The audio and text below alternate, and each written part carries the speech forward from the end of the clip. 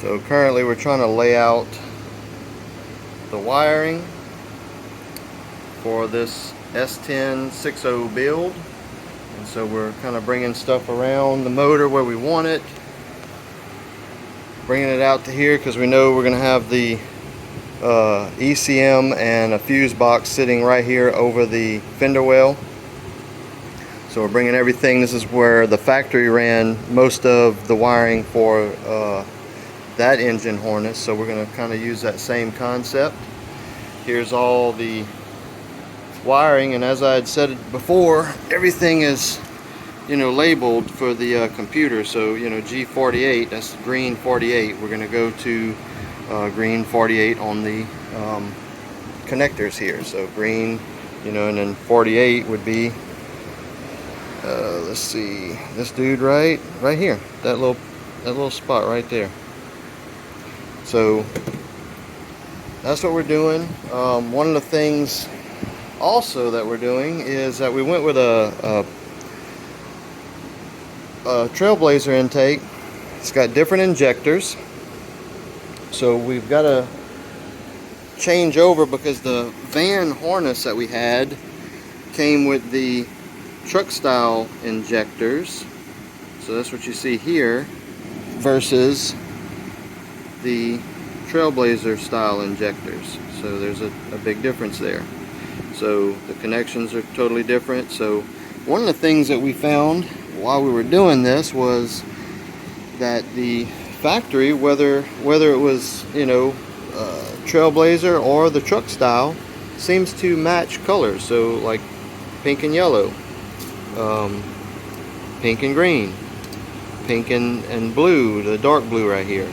So all of these match, which is great. So I'm gonna connect them back in that same fashion. Again, these are a bunch of colors that are almost the same color, to be honest, but they are different. There's, you know, pink and tans and pink and oranges and pink and tans without stripes and whatever.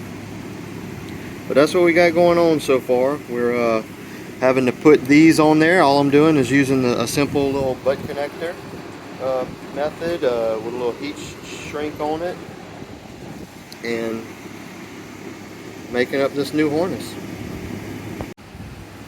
Here's progress on the wiring.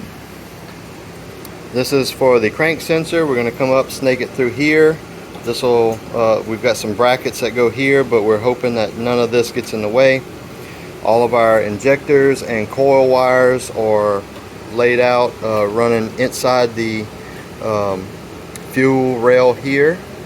Even the throttle body and the MAF sensor is all run down through here, so you can't really see it. It's going to be all nice and tucked in.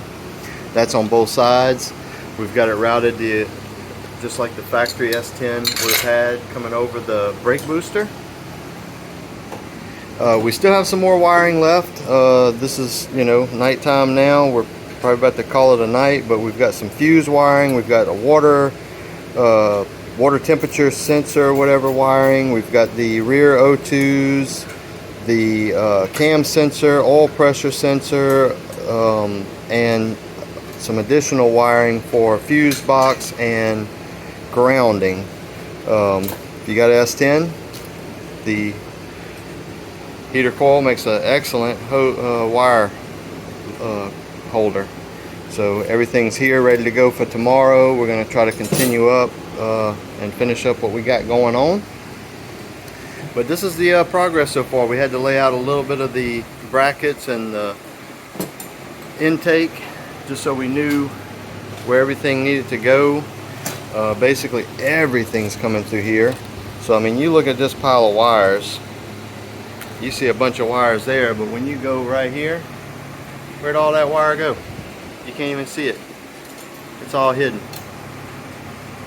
That's how we do it around here. Alright guys, so here we are, a little update. We have got most of this wiring for the engine ran through and around, and like I had mentioned, kind of factory over the brake booster, which if you notice, we removed the brake booster and went with a Hydro Boost, but we'll still use, you know, the factory harness provisions there. We'll come across, drop down, Everything's labeled still. Got stuff going to, you know, alternator, stuff like that. So there's a little coming along.